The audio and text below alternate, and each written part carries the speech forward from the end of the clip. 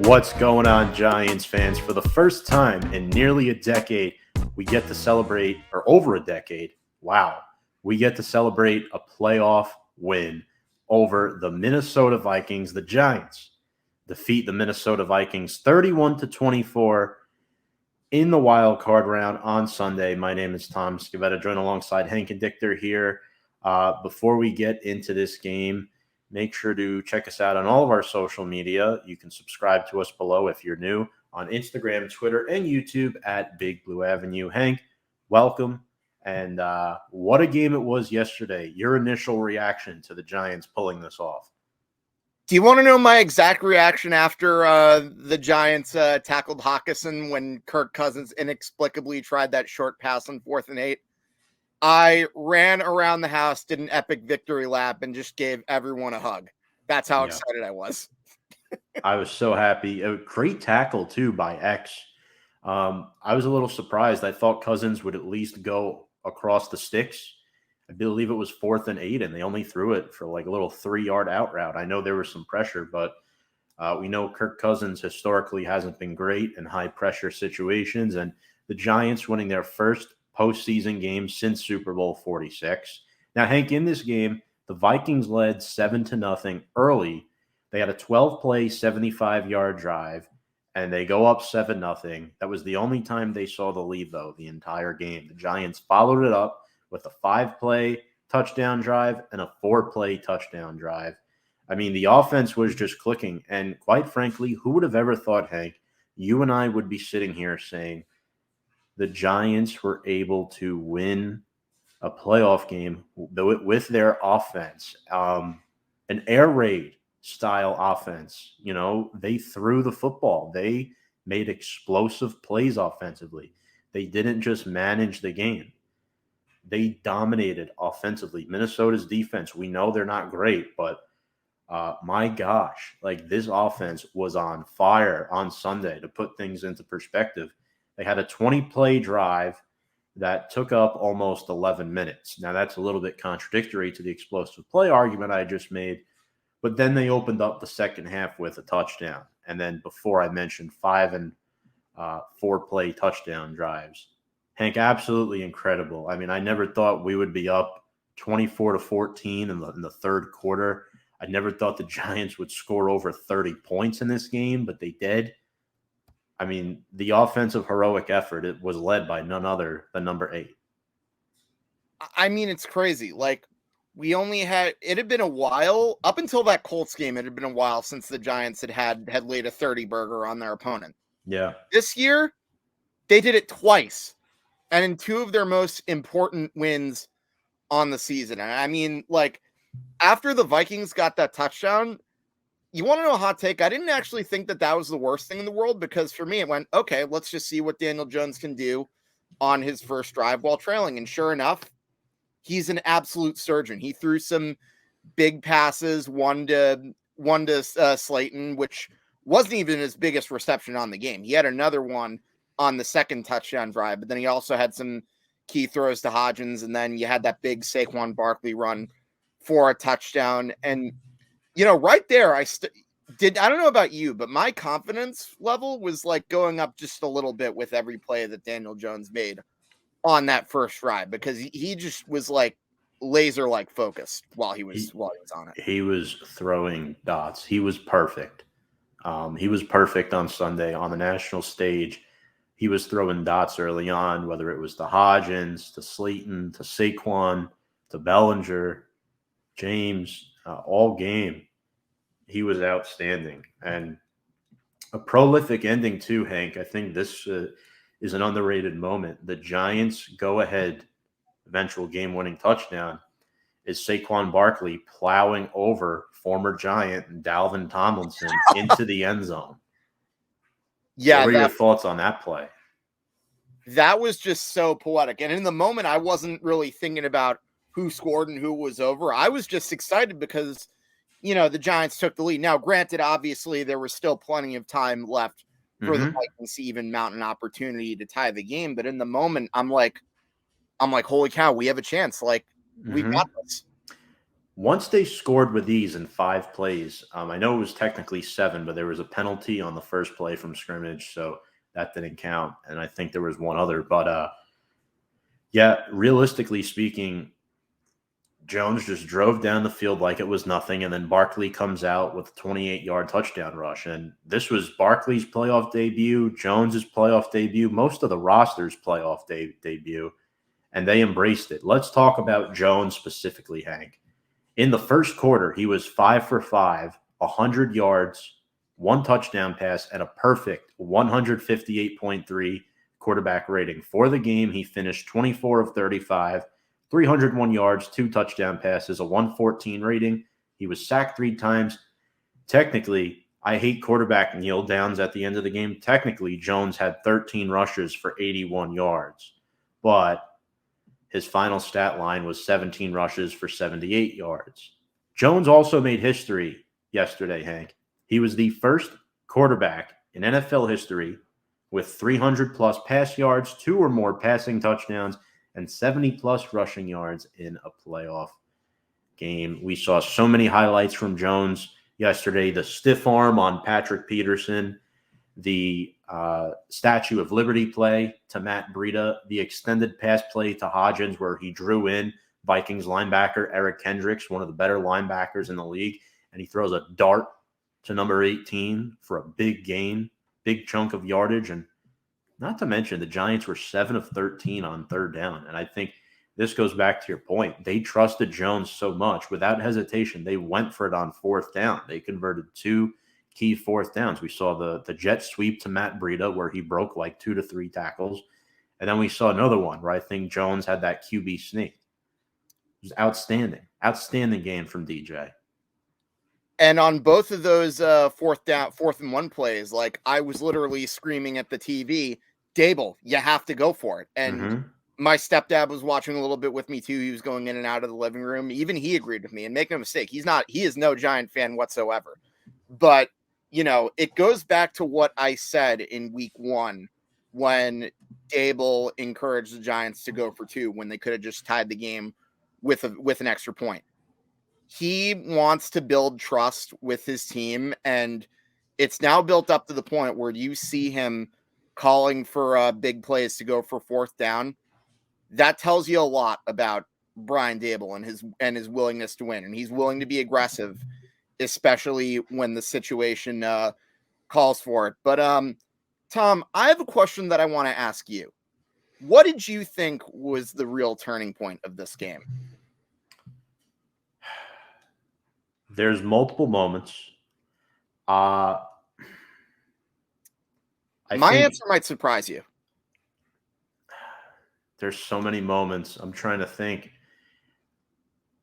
I mean, the Hodgins play was key. I think O'Connell not challenging that, maybe. But, I mean, my turning point is probably that's tough because, like, defensively, there was no sacks. There was no turnovers. I would happen to say the turning point for me was the 20-play drive because at that point, you knew the Giants were in this to win it. You know, they dominated. They kept the Vikings offense off the field for so long, and I think that 20-play drive really drove the momentum in the Giants' favor. Now, yes, that only resulted in a field goal, but what it did was it kept Kirk Cousins and Justin Jefferson on the sideline. So that's probably my swing moment of the game. I am going to agree to disagree. While I think you're right that drive was huge, even if it didn't result in a touchdown, and even if like that touchdown did get wiped off the board because of the illegal shift penalty, I believe it was. My turning point of the game, Vikings had the ball. It was 3rd and 1. They instead of trying to run it with Dalvin Cook, they tried to sweep to Justin Jefferson, and they lost 2 yards. And that was, I believe, that was only one of 2 times, or I think it was the only time the Giants forced a 3 and out. No, or was this in the first half? Yes, it was. Is this when Darnay split the? Yes, when he hit the gap. Yeah, when they tackled Justin Jefferson, good one, and it forced them to punt. I really think that changed it because let's think about this. It's 3rd and 1. Let's say the Vikings get that first down. Based on what happened on that first drive that they had of the game where they were absolutely carving up the Giants defense, who knows what they would have done on that drive from here on out, because they probably would have kept the Giants on the field, defense on the field for a long time. We get the ball back, and then Daniel Jones once again has that laser-like surgeon focus on that drive. Let me one up you. How Go about the for it. false start? How about the false start on 4th and 1 by Christian Darrisaw? That makes it 4th and 6, and they have to kick the field goal instead of going for it. That's another moment. I like that one. You leave 4 points off the board potentially. With the way the game was going, it was a shootout. But I got to tell you, Daniel Jones really impressed me yesterday. The key to this game was getting him involved in the running game early, because it took attention off of Saquon and it got the Vikings defense a little off balance. They're not a defense with Ed Donatel as their DC that can easily make in-game adjustments like that. You got to give this guy a lot of credit because he took his team in there. DJ, 3 weeks ago, they lost on a heartbreak field goal. And they go back in there 3 weeks later and pull off this win. They beat Minnesota by a touchdown. Super duper impressive game. And I mean, I can't say enough about DJ, about Barkley. And who would have thought the Giants would win in virtually a shootout where Barkley would only touch the ball 9 times on the ground? The Giants offensive coordinator, Mike Kafka, completely opened up the playbook.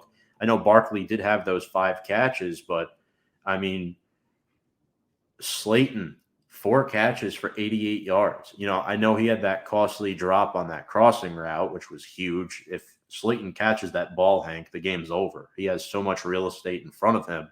We're talking about a 5-catch, 100-plus yard game, and the Vikings don't ever get the ball back. And the Giants might win more than by 7 if Slayton makes that catch. But, I mean, Mike Kafka was outstanding. He was saving all these trick plays for the playoffs. I'm telling you. How about Golladay with that key block? Kenny Golladay, he was blocking a DB, and it was a $72 million block. I'll tell you that. I was very impressed with him, and Golladay. As much shit as people give Kenny Golladay, he could have easily quit on this team. Stopped playing, stopped showing up to practice. He's continued to show up to practice. Put the contract aside, Hank, for a minute. He showed up to practice. He's embraced his role on this team. The limited snaps, he's made the most of them the last couple of weeks. And he's making productive plays. He's not doing what we paid for him to do, and he's a severe disappointment. But we have to give the guy a little bit of the benefit of the doubt. When he was in there, he made plays. Yeah. At least that's how I feel. I mean, I know Isaiah Hodgins is stealing his targets, which, don't get me wrong. Isaiah Hodgins, people are like, well, if he's not on the team next year, Hodgins is on a rookie contract. It's not like they have to pay him. They just keep him on the team. They don't have to sign him to a contract. He's on a rookie deal. You're spot on about Golladay, because without that block, I don't know if the Giants reached the end zone on that. And that was on the Barkley play, I believe. Yeah. But how about Isaiah Hodgins, Hank? 5 touchdowns in his last 6 games.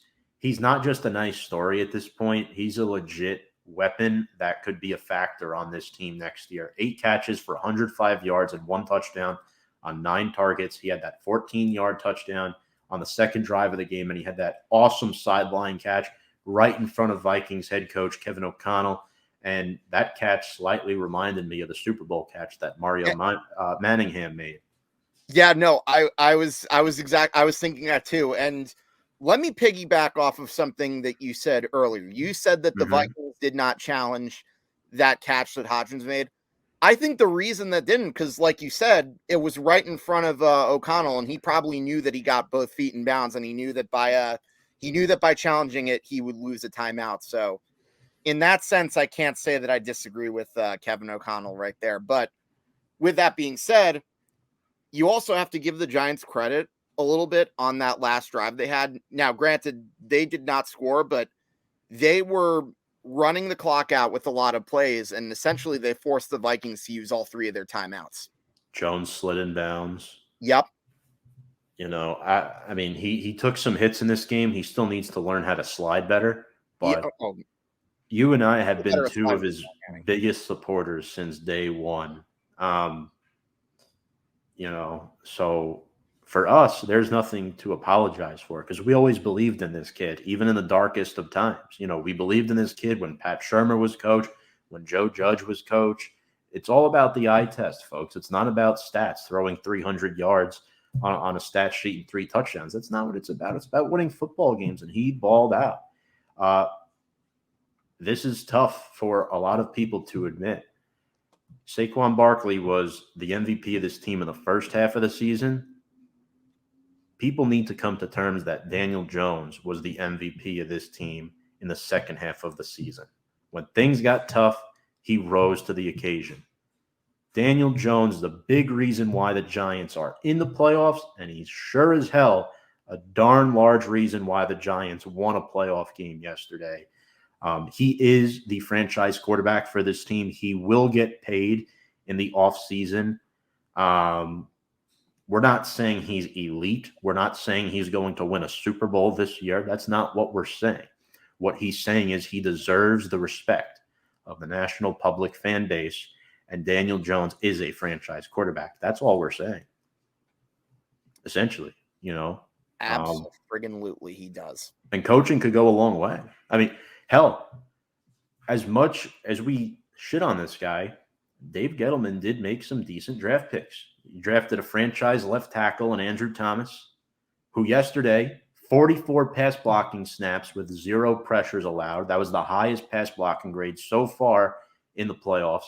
They outgained the Minnesota Vikings, who have one of the best offenses in football, and they outrushed them 142-61. Giants struggling against the run all year. They only gave up 61 rushing yards in this game.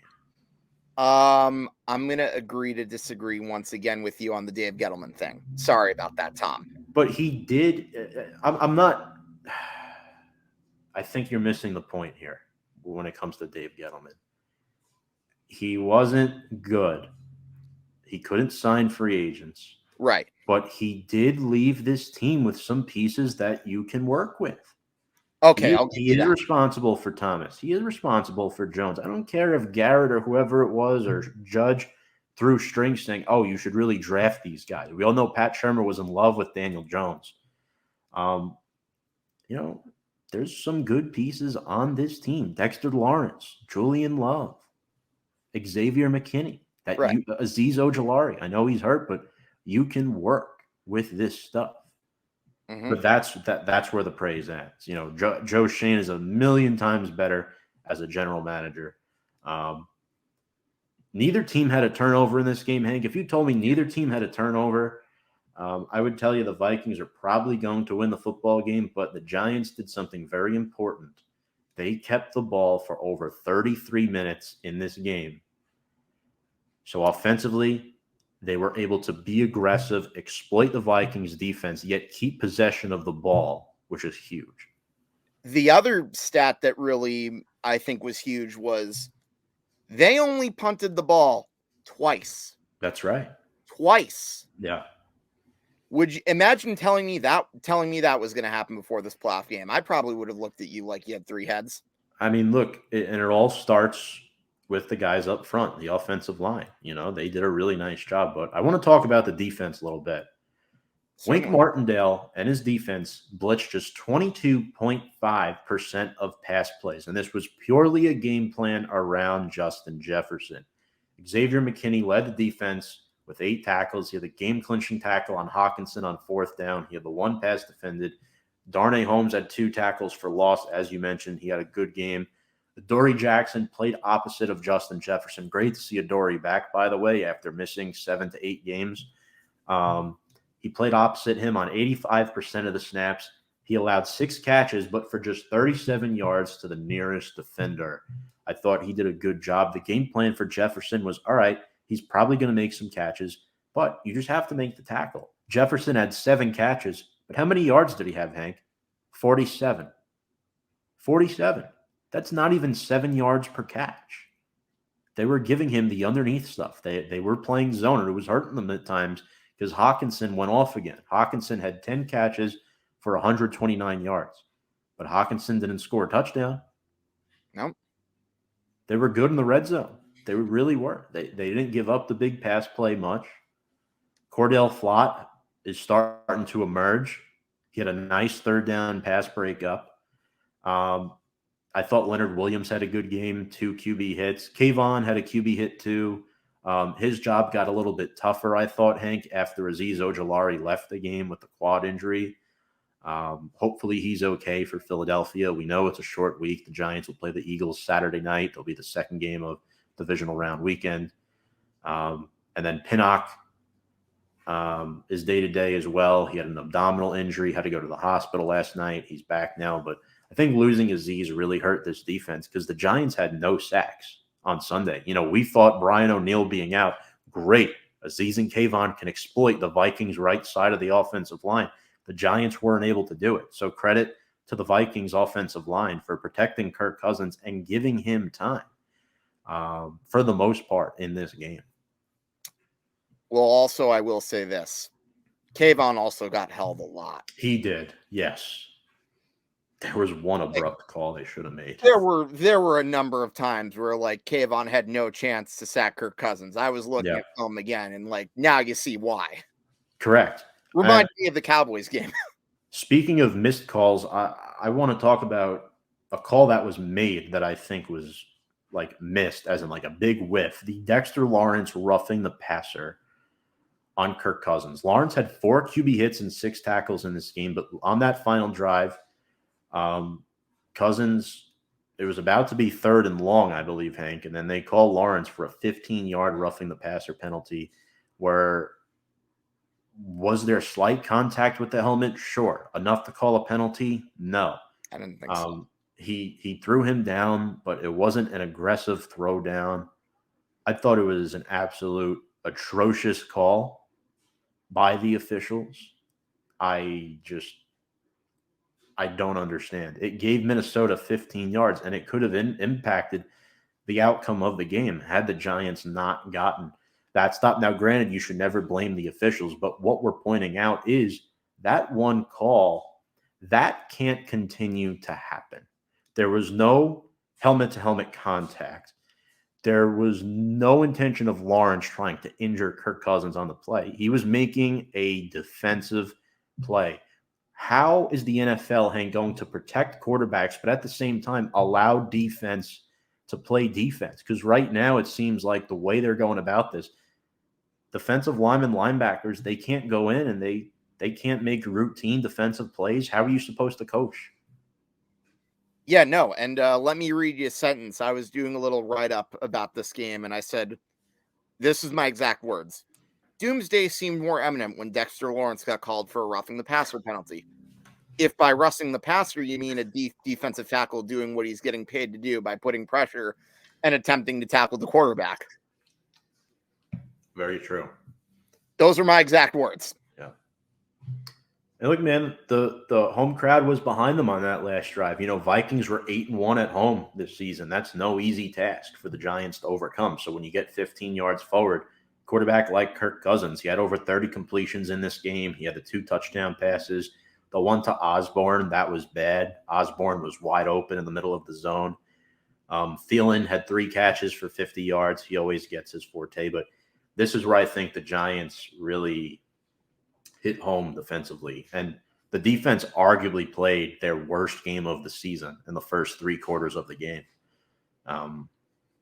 More in the first half, but Dalvin Cook, 15 rushes for 60 yards. That's 4 yards per carry. That's about average for a running back. But Cook also had 6 catches for 10 yards. So not only, Hank, did they do a good job marking down Jefferson, they also contained Dalvin Cook.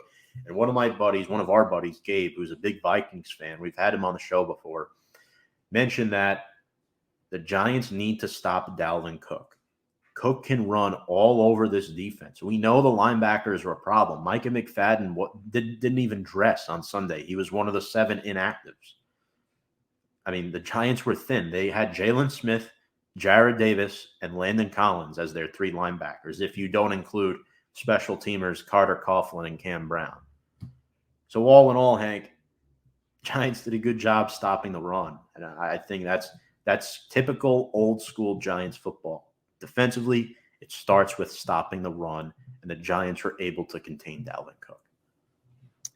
Yeah, I definitely think that was huge. And Tom, if I'm being honest, I think I was just as scared about him as I was, say, Justin Jefferson. Although, Yeah. in fairness, Justin Jefferson, I think you knew they were going to have a better chance at containing, because they had, unlike last time, this time they were healthier. And not to mention, the Giants have had their fair share of difficulties stopping running backs. So I think that definitely was a big key to victory. Although, granted, the guy who really should have scared me was TJ Hawkinson, for obvious reasons that you and I have said ad nauseum on this show. But Mm-hmm.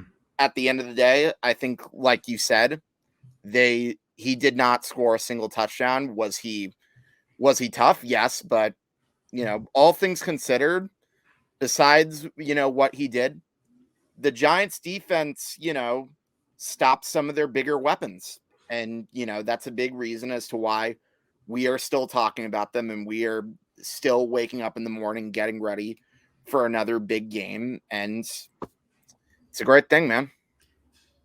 Yeah, and the difference is the Giants defense was able to make plays down the stretch. The Vikings defense was not. Duke Shelley was called for a couple penalties. Isaiah Hodgins drew a flag on Patrick Peterson in the end zone. He was being held that one play. That's respect right there, And the only reason they got the ball back was because of the Darius Slayton drop. Absolutely. And by the way, I want to go back to that for 1 minute. Yeah, sure. That moment where Brian Daboll, consoled him on the sideline, I don't know if it's necessarily being talked about as much, but I think that was another reason why the Giants won this game. And I think one of my buddies pointed it out to us when we were doing our Instagram live. But I think that's an excellent point. A team usually follows the lead of the head coach.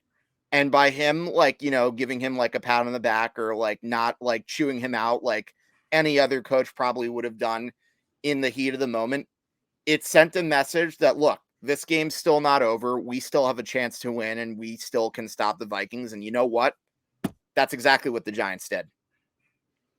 Yeah, and another thing too, it was a good coaching moment and teaching moment for a young player like Slay, but the same thing with Evan Neal. Neal did not have a good game again, right? Rookie. He's had a really tough rookie season. He gave up a sack to Danielle Hunter.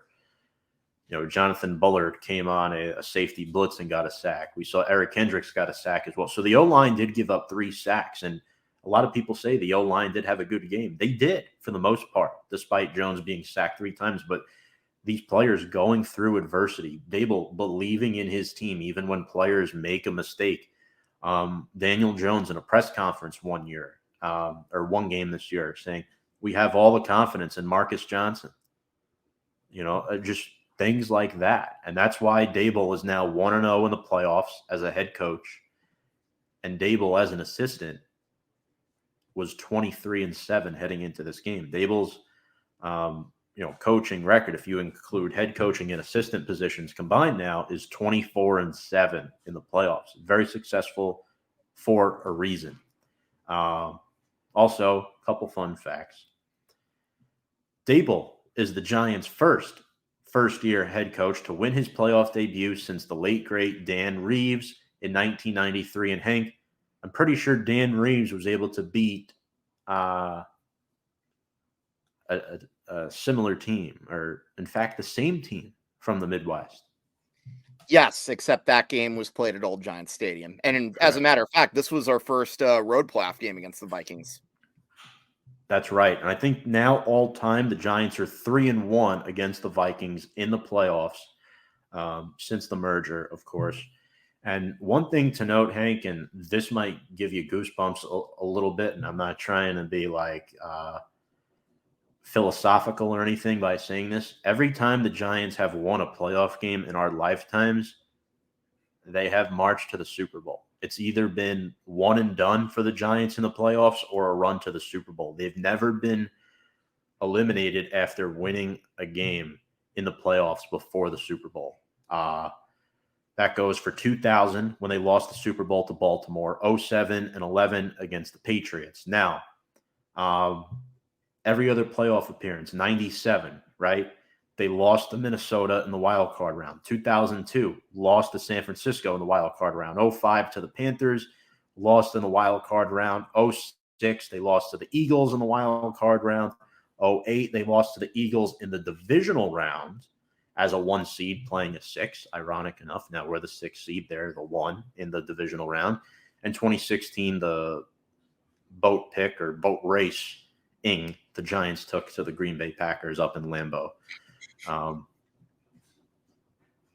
Did that give you goosebumps a little bit, or am I missing something here? Because I think we've been very blessed in our lifetime, and I know Giants fans did a little bit. A lot of opposing fans. Oh, Giants fans went over the top yesterday, folks. You don't understand. When you go a full decade where you have to deal with wide receivers turning into the Beach Boys, you have a revenge Hail Mary in that playoff game. Yeah. You have not one of the worst head coach in Giants history, benching the greatest quarterback in franchise history for no legitimate reason.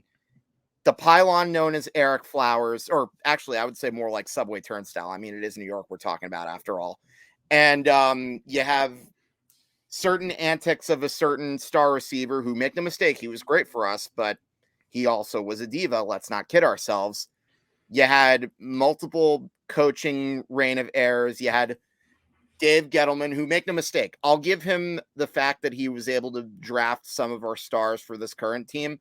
But let's also not forget, he was a chef that did not know how well to properly use those ingredients. Much more bad than good. Yes. And as a result, the Giants went, I believe, 19-46 or something like that during his tenure. And never once were they above 500. Right.